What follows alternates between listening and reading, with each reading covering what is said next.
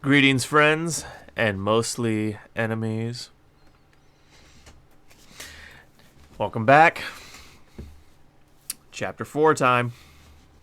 I know some of you are starting to look forward to these installments. I'm really happy all of you are joining me. I do want to tell you that I have officially decided if we can get these things shared around and get the channel up to 1.5k subs before the book is done, I'll do book 2. So, share it around with your friends. Anyone who likes fantasy, anyone who just loves a good story, share this around with them. Okay? Cool. Let's read the story.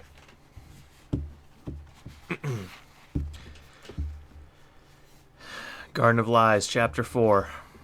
Always a back door. Damn it! I yell. I claw at the wall, furious, rending a chunk of dirt the size of a small child's head. It sprays in a cloud. I can hear clatter to the ground, if not see. Fucking damn it, I mutter, feeling frustrated and defeated. I place my hands on my hips and start pacing. 25 steps. Turn and repeat. Turn. So on and so on. Breathe, I remember. It all starts with your breathing. Control the breath. Control the nervous system.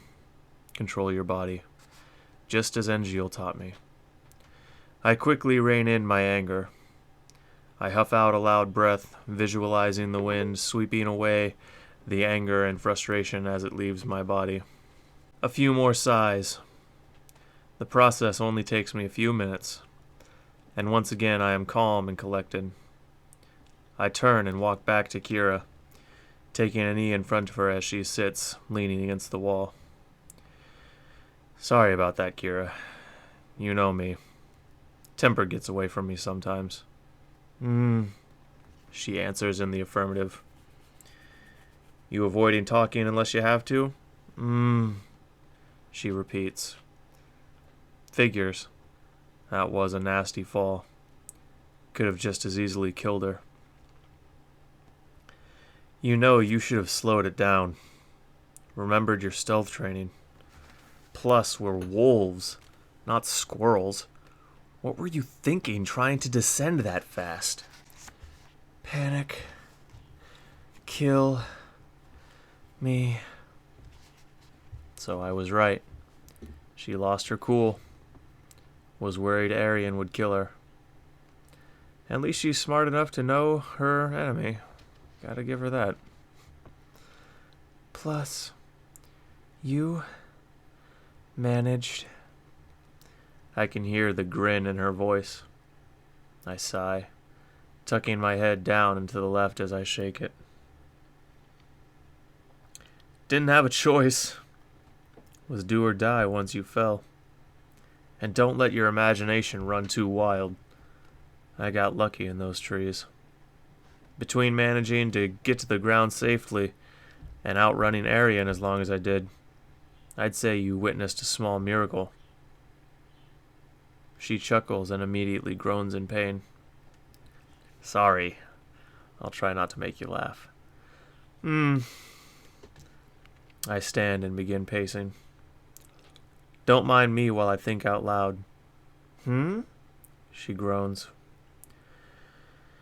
Okay. I know Arian and his group collapsed the tunnel. I know the sun was almost down when I came in here. It's still spring. Nights are still pretty chilly. And we are under an unknown amount of cold dirt. At least there's no wind chill. Body heat it is tonight, I mutter. What? She asks. But surviving the night is the least of my worries. It's pitch black in here. No food or water. How do I get out? Digging out the cave-in could take days. Dig up? No, might collapse the cave on us. What? She asks again. Also, How did Kira know about this cave? And is she gonna make it? I gotta check her ribs. Lay flat, Kira. What? She says again, bewilderment and a slight sense of worry in her voice. I need to check those ribs. Lay flat. Oh, right. She struggles to lay out. I help her scoot down the slope of the wall till she's flat on her back. Sorry, but this is gonna hurt a little. I'm not a child, Dolge. Just do it. I grunt in affirmative. Using my hands, applying pressure ever so gently, I determine her ribs are still in place, but they are good and broken in 2 pieces. The bottom 2 ribs, now the bottom 4. She groans and sucks in hissing breaths as my hands glean information from her bones, until I've learned all I can. As I'm sure you already figured, you don't dare shift back into human form, not before Engio looks at you. Yes, I know. It's not just our arms and faces. Our whole body changes to accommodate the shift. For some, it's painful, even in good health. With this injury, shifting back, her muscles could pull a rib into a kidney, or her liver. She'd be dead in minutes. How did you know about this cave, Kira? Cousin in Foxhole. Played here as kids. She gasps out 2 and 3 syllables at a time. I didn't know you had family in Foxhole. Makes sense. Her breathing is labored, but at least I managed to save her. But how the void do I save myself now?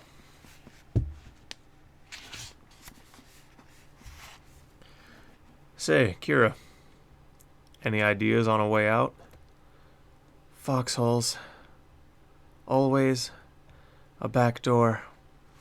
I slap my forehead with the palm of my hand. Should have thought of something so painfully simple and obvious. Right. I knew that. She replies. So, where? Not sure. Long time. Here last. Damn it.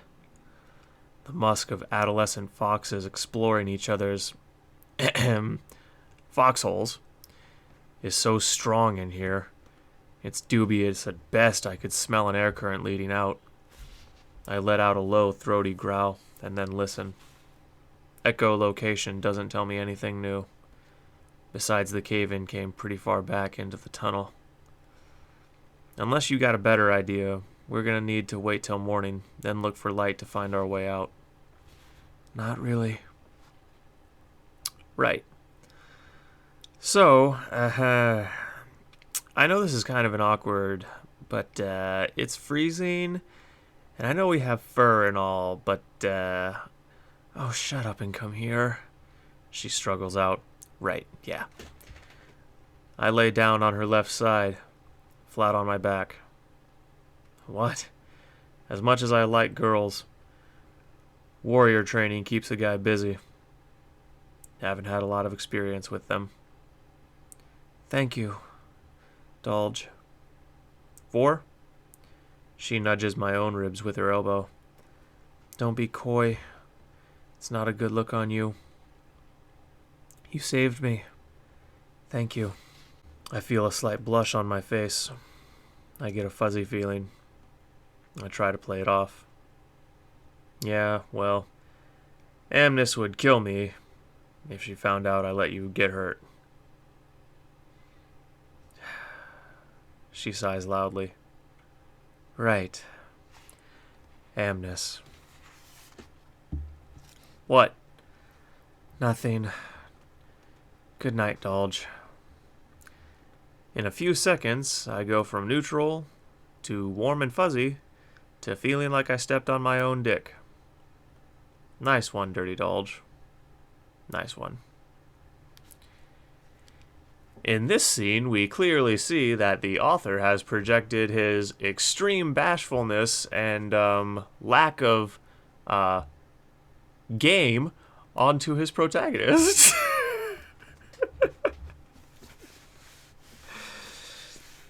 This is where we start the first dream sequence. So in the book, the dream sequences are annotated by these lines of stars, and everything that's not real is in italics. So, for the purposes of this narration, I will just say dream or dream world.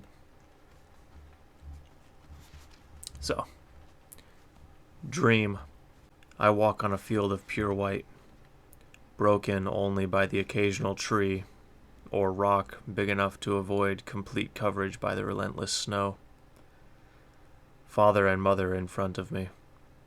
Pogs walks beside me, gray on my opposite side. Pogs folks walk behind us. I feel a rasp in my upper chest as I breathe out. We walk for another hour, until Elder Engiel pulls his door open to greet us and beckons me and my friend inside. My parents and Pogs say goodbye. I love you, son, Father says. Be good, boys, Mother says, with a graceful, soft smile. Pog's mother hugs him. His father nods to him, grave severity on his face. Engiel closes the door. Me and Pogs run to a window and watch our parents walk away for the last time. Darkness swallows me. I begin falling. I fall into a vast ocean of blue and white. And there's no water. I fall through the sky back first. I turn my body. I fall down into the square of Three Fang. I'm gonna hit the ground. It's rushing towards me. I'm going to die. I throw my hands futilely in front of my face and slam my eyes shut, bracing for the grasp of the void to take me. The falling stops. My equilibrium says I'm standing. I hesitantly open my eyes. The girl. The red-headed human with wild green eyes and a dirty dress. Her uncle cries out her name. Angel? Yeah. That's right. She stands in front of me, arms spread out wide. A guard stands behind her, lashing her. I start running towards her. I feel as though I'm running through honey, moving fractions of inches with each lunging stride. The lashes land and shake her slender frame. I can't save her. She lets out a pained scream that sonic booms as if Elder Engiel shouted in rage. I'm forced back faster than the eye can see. I slam into something solid. My vision swims with black swirls and bright flashing shapes. I blink them away. I sit on a cold floor, hard like steel. Wait. It is steel. I look around. Floors and walls of steel. I've never seen so much steel in one place in my life. Who could possibly afford to build such a large room out of it? How would you even do it? Are you all right? A disembodied voice asks. Dolge, are you all right? It asks again. I'm alive, I weakly respond. It asks me again. I'm alive. The inhuman, all-surrounding voice asks yet again. I'm alive! I shout as I bolt up into a sitting position. I'm breathing heavily. Sweating has matted my fur.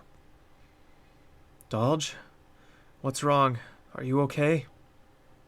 Kira croaks, through a dry, sore throat. I keep panting, trying to order my thoughts. I feel like I was punched in the head one too many times. Dulce? Kira's voice drips with concern. For me, and herself. If I'm not okay, she's not going to make it out of this hole. I'm okay, I say. I whisper it again, more for myself than her. Something about that dream. It felt so real. I felt the snow on my face as I did that day. I felt the sonic boom hit me when she screamed. It was so real. Real as the ground I sit on now. I'm okay, I say again as I stand up. I'm gonna go check the cave in. I'll be back. Okay, she says, but she sounds a little shaken. I trace the wall, growling then listening, using echolocation as best I am able. I am able to tell when I'm near the fork in the tunnel. My feet step in soft dirt. I keep going. The wall ends. I turn slightly, going by memory towards what was the exit. I find the opposite wall, the one I was following, and keep walking, slowly forward. About 5 minutes since I left Kira, I come to the pile of dirt that locks us in this musty hole. Memory isn't perfect, but I think there's at least 50 foot of blocked tunnel. Definitely a better bet to try finding the back door than to dig out. I return to Kira. No idea which of the 3 tunnels the back door's in? I'm sorry, no. Haven't been in this cave since I was a small child, before selection year. Nothing for it other than but to look. To try our luck, I guess. I kneel next to her. Can you hang on to my back? It will be much faster if I don't have to bridle carry you. I'll try. No promises. I give her my hand and help her gently ease into place on my back. I feel her softness press against me, and she smells of nectar, forest dirt, and fox musk. She wraps her left arm around my neck. Her right is tucked under her torso, creating a small gap between me and her injury. She puts her legs on my sides as if she were riding a horse. I think I can manage. Let's go. I nod and begin walking, all fours. We move much faster than she could limp. I hear her occasionally hiss an exhalation or inhale sharply. I can hear her ribs creak and grind ends together when she does. I make every effort to make my movements consistent and without jerks or bumps. But I'm literally crawling in the dark. We go like that for about 20 minutes before she says, "Tell me a story. Distract me." I think for a moment. What's something you're scared of? I ask her. She thinks for a few seconds. Drowning. Why do you ask? I walk for another 5 minutes, constructing the story. She waits patiently.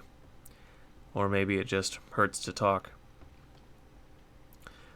Long ago, when the Creator God first brought our ancestors to Garden, a young child was brought here, without his parents. He was young and pure, but his parents were wicked in the eyes of the Creator. So he was brought here alone. Now, the boy's parents worked as fishermen, but he himself was afraid of water and never learned how to swim. But the water reminded him of his lost parents. So every day when he was done with his work, you could find him staring out into the Leviathan Sea, thinking of home and his family. You know kids. Naturally, the other children began thinking the lonely boy was strange. They mocked him, made fun of him. One day, they surrounded him and threw him into the water. He struggled, pleaded, but he was as lead, and the cruel children wouldn't help him. He began to sink. He struggled and struggled, but eventually, everyone finds their limit. He inhaled water, and his vision went black. When he woke up, he was surprised to find himself in the arms of his mother, his father standing over them, the cruel children nowhere in sight. He heard the voice of the Creator. Your love brought you to the water. Your love has filled your lungs with air and pulled you from the depths. The child so loved his parents, flawed as they were, that the Creator brought them to him, in the place of the cruel children who were sent back to the dead world. I keep walking, and several minutes go by. So, what's the point of the story? She asks. I laugh. Seriously? I thought it was obvious. The boy watched the water to remind him of home, even though drowning terrified him. He loved his parents that much. The Creator saw that love, and the bravery it created. His love conquered his fear, and he was rewarded for it. That's the point. You're so lame. Fine. No more stories for you. Ugh, lame. I grin. We walk another hour or so until my nose bumps into a wall. No. I feel around, spend minutes carefully inspecting the wall. It's a dead end. No, no, no. Shit! Shit biscuits! Kira laughs. It causes her pain. She wheezes out. Shit biscuits? Yes, I reply in a refined tone. When one is having the shittiest of times, no other sustenance will suffice. Shit biscuits. For days like this. She's laughing, trying to stifle it to save her ribs. I feel a little bad, but good spirits are needed right now. I turn and walk back the way I came. I return a little faster than I went, retracing my steps. Still, this is taking so long. I'm hungry and thirsty. Haven't eaten since midday yesterday. Ditto for water. Kira hasn't said anything, but she's likely in the same boat. Shifters are a bit hardier than the humans of old, from what I hear. The shamans tell us of humans of the dead world who couldn't last more than 72 hours without water. We shifters manage about 90. Interesting enough, no one knows how long shaman can go without food or water. I think they keep that information secret. I arrive at the fork. Kira, use your nose. Anything? I hear her slightly inhale. Take me a minute or so down each tunnel. I do. She focuses on her senses. I do. She focuses on her sense of smell, searching for an air current, a draft, a lightening of the musk. I listen for sounds of the forest. Nothing down the first tunnel. We turn around and move down the second. I hear something before she hears or smells it. Water dripping. Exit or not, we need water. We're going. She nods her head against my back. I go for 20 minutes before I start bumping our heads on stalactites. I drop lower, almost to a belly crawl, and keep going. The ground starts to get damp, getting closer. I can't smell the water. A good sign. More than likely, no nasty stuff is growing in it. I can sense the humidity rising when I inhale. I take a step, and my front paw sinks into a slow flow of cold water. Thank gods for small favors, eh, Kira? I set her down. She declines to answer in favor of drinking her fill. I wade into the water. Gradual incline. And then, all of a sudden, I find a steep ledge and fall all the way in. That's supposed to say decline. I'm going to have to fix that. It is not the first typo I have found in here. I'm going to have to fix some of these things.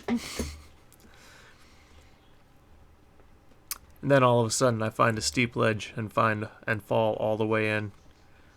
I swim a little, and to my disappointment, it seems the pool is the end of the road.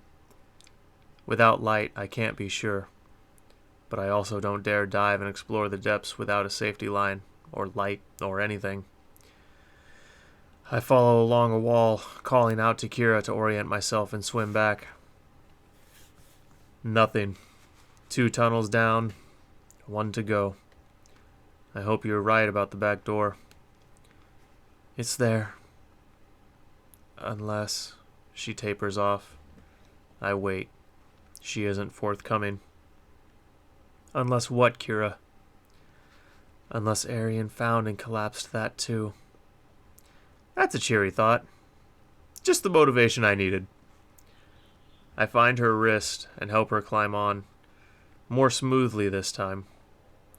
Without a word, my wet, cleaner fur reducing friction, our routine a little rehearsed. I lower my head and take one last drink and begin going back. The last tunnel, the middle tunnel. Echolocation tells me this one has a higher ceiling, smoother walls and floors than the other 2. Makes my trek a little easier. So, why did you follow me? She asks. I don't answer. Plotting to sabotage? That's unlike you. She ponders, apparently bored enough to tolerate the pain to speak. No alliances allowed. You weren't coming for that. If you were, you would have caught me anyways.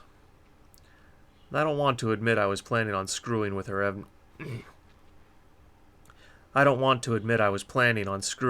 efforts. Amnes would not appreciate that. Oh, I know. You like me, don't you? My head snaps back to look at her, and she licks me right in the eye. Yeah! What the void? I blink the saliva out. At least it smells better than Gray's. She's laughing. Loud now. I feel her press her right arm to her side, no doubt in pain. Is she always like this? Or is the dark getting to her? Jeez. Glad I can provide you such amusement. Remind me to leave you in here when we find the exit. She's still giggling. Doesn't bother answering me. I guess she doesn't entertain idle threats. My steps are getting a little surer. Apparently, walking in pitch black is an acquired skill. I keep going, and going. And just for the fun of it, I go some more. Minutes turn to days. Seconds to eternity. There is no sense of time here, in the darkness. At this point, I can't even be sure my estimations about time I've made so far have been accurate. I'm grateful I have Kira. Be a lot lonelier without her. Of course, without her, I probably wouldn't be in this mess. Catch-22, I suppose. She begins giggling out of nowhere. What's funny? I ask, genuinely curious. She doesn't answer, just keeps giggling. It comes and goes as the minutes drag on. Then she stops for a few minutes, before finally answering. Be funny if we both died as naked virgins. I blush. My hormones immediately activate certain bits of my anatomy. Yeah, that would be kind of funny, in an ironic way. I think about it for a second. How is it you're so sure I'm a virgin? Girls talk, Dulge. I know every girl you know and then some. Unless you like boys, you're a virgin. She inhales through her nose. And you like girls. I can smell that much. Damn hormones. Telling people stuff that's none of their business. Well, nice of you to volunteer the information on your end to even us out, I suppose. I'm selective in my interests. That's probably wise. I find myself chuckling now. Is that something you say all the time, or are you just using it because it's easier on the ribs? Yes, she replies. I sigh, exasperated. That wasn't a yes or no question, Kira. Ugh. Maybe I really will leave her in this stupid cave. I'm about to make a remark about the irony of dying naked virgins in a sex cave when I hear it. The glorious, wonderful, heavenly whisper of wind. Kira's head pops up from my shoulder. She hears it too. My pace quickens a little. I'm anxious for fresh air and to hunt down some chow. Then, Arian gets his just desserts. It takes longer than I would have thought. The wind was creating a cave whistle, making the sound carry much farther back into the tunnel than one might think possible. But finally, I see a whisper of light grace the dirt floor. It's moonlight. I spent an entire day crawling in the dark and did not even realize till now. I'm gonna kill that pompous pretty boy for this. Kill him right in his face. See? Told you so. Yeah. Now if only you being right got my day of hunting back. I'll deal with it, wuss. Wuss? Okay. Next time, you carry me around all day while I relax and laugh like a nutcase on your back. No go. Humans and wolves both experience male preferential sexual dimorphism. Come again? You're a big, strong man. I'm a tender little girl. Her voice is teasing, slightly sarcastic. But I remember now. Engiel taught us about how species, ours included, experienced sexual dimorphism. In humans and wolves, men are bigger, stronger, and faster. In spiders, just the opposite. Nature, am I right? I'm so glad to be breathing in fresh air as I approach the exit. It's a hole in the ceiling, about 8 feet high. The wall is a 45-degree slope, with plenty of roots to grab. Easy climb out. I set Kira down a few feet back from where the slope starts, just inside a ray of moonlight. It makes her raven fur shimmer. I notice now, she's quite shapely. I mean, I always knew that, but seeing a girl clothed and seeing her naked in the moonlight are very different things. I tear my eyes away before she notices I'm staring. At least I hope before she noticed. I walk over to and peer out of the hole. I spot the moon, and it's around midnight. I'm gonna get us dinner. I'll be back.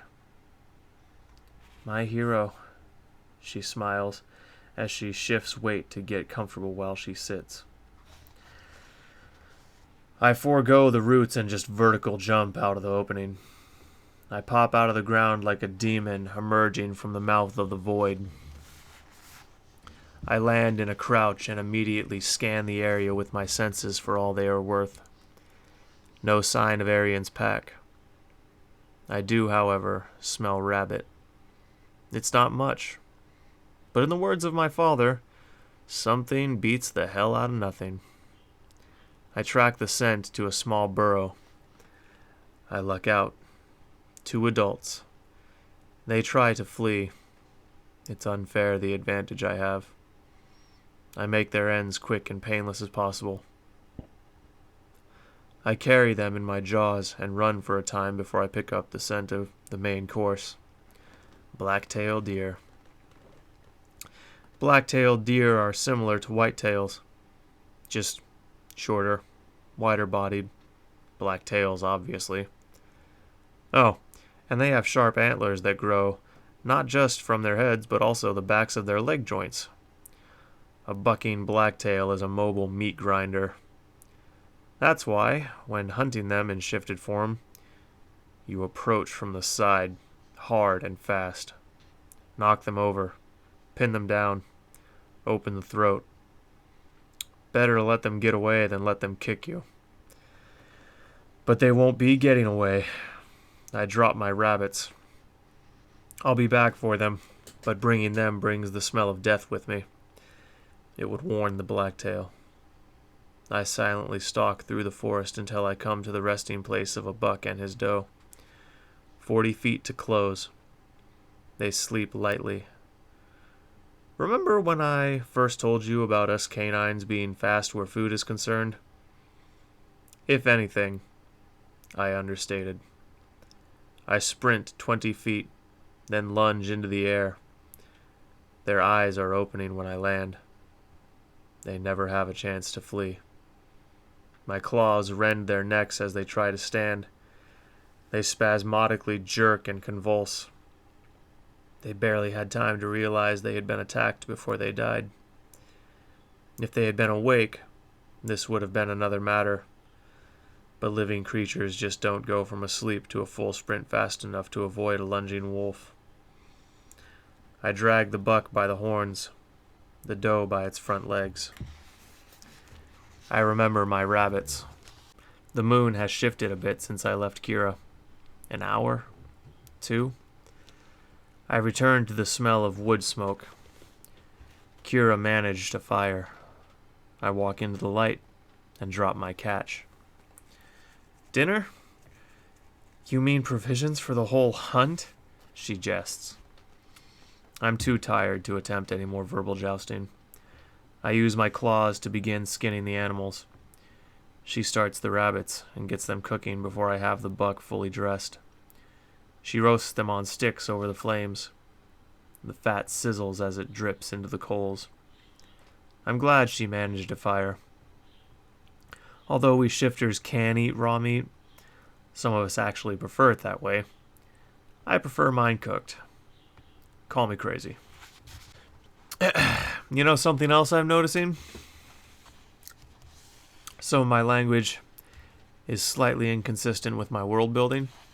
I say the moon when in fact my world has 3 moons. I'm going to have to edit this and fix it all the places. Silly Zach. I step out of camp to get branches to make a rack for the skins. I use intestines to tie my rack together. The smell is putrid, but you use what you got. Once I have the skins tied up, I go about cooking the deer in sections, tearing off slabs and cooking them till they are dry enough to keep for a day or 2. Oh, for want of salt. Or gunpowder, if it existed in my world yet. I occasionally step away for wood. Me and Kira share a companionable silence while we work into the wee hours of the morning. When the hides are as cured as fire alone can get them, we set about making coverings for ourselves. Then, a pouch to carry our remaining 20 or so pounds of meat. We packed away the rest. Big claws, big stomachs. Kira isn't as much help as either of us would like her to be. I don't hold it against her. Honestly, getting the fire going and then helping cook was a lot more than I expected. I want to rest, but there isn't time. I can't leave Kira alone, and I still need to meet up with Pogs. He's probably scouring the plains expecting to find my trampled remains. I hope Gray found something to hunt and eat while I'm away. We go about finishing touches on our freshly minted, stinking hide clothes, throw dirt on our coals, and set out. Kira remembers the woods better than the cave. She guides us. She lobbies to be returned to Amnes. I tell her she's inconvenienced me enough. We'll meet with my pack, then I'll worry about getting her back to Three Fang. She pouts, but accepts this. I worry I was a little rude. But I want that carapain. I want to show Arian that even with his sorry attempt at weighing the scales, he's still gonna find himself short of the balls needed to beat me again. A lot changes in 7 years. Nobles have money to buy leisure time to train their kids to fight. Fencing lessons, hand-to-hand instructors. My free time has been spent pounding steel and stoking fires, running errands into town, and getting chased out by Arian and punks like him.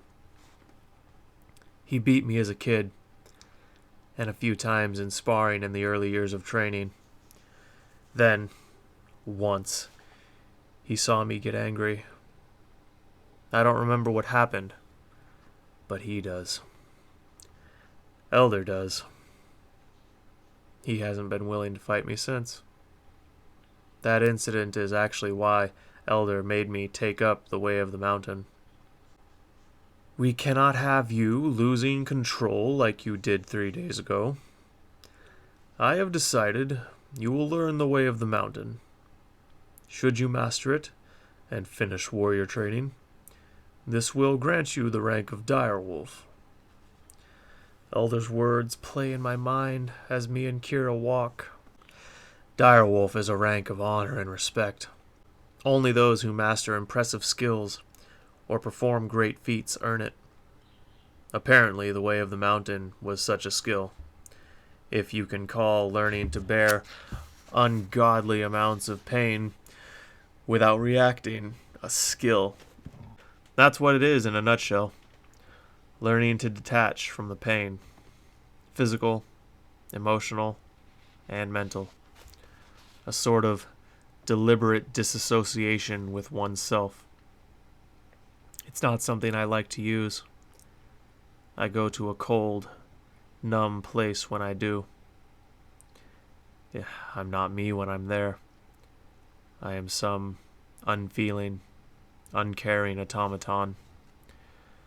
Besides that, like it or not, pain is valuable information. It's our natural warning of damage. It helps us avoid further harm. To ignore pain is to ignore a lesson, Engiel said when my training began. We walk until high noon. We make poor time, but there's no helping it. Kira can't be left to fend for herself in her condition. We break for lunch, and I howl into the eastward winds, hoping it carries to the ears of my pack. Arian is most likely still west. He hid his gear there, and it's likely he's camped near there. At least I hope. We can see the lake by dusk as we crest a small hill. It's still far in the distance, an hour or so if I could run. With Kira, it's another half-day's walk. We talk as she's able to pass the time. We talk about shared experiences from training.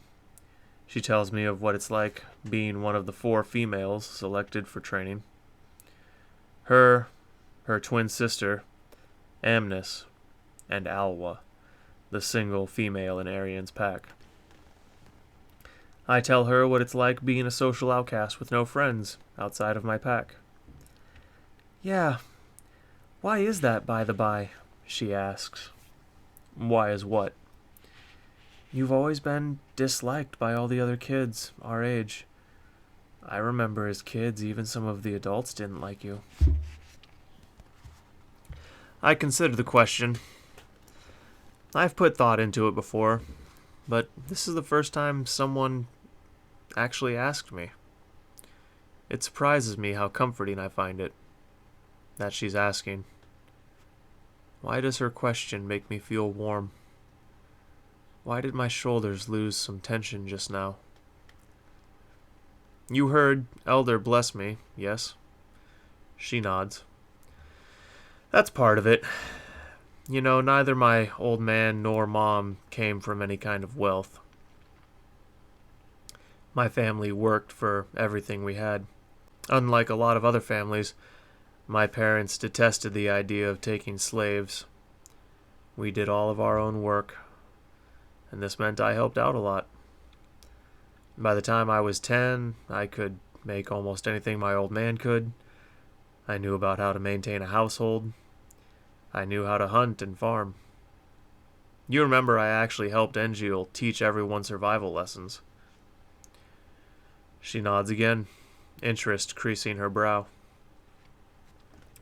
My old man taught me survival when I was 5. Perhaps the biggest thing of all? Most kids can't shift till around puberty.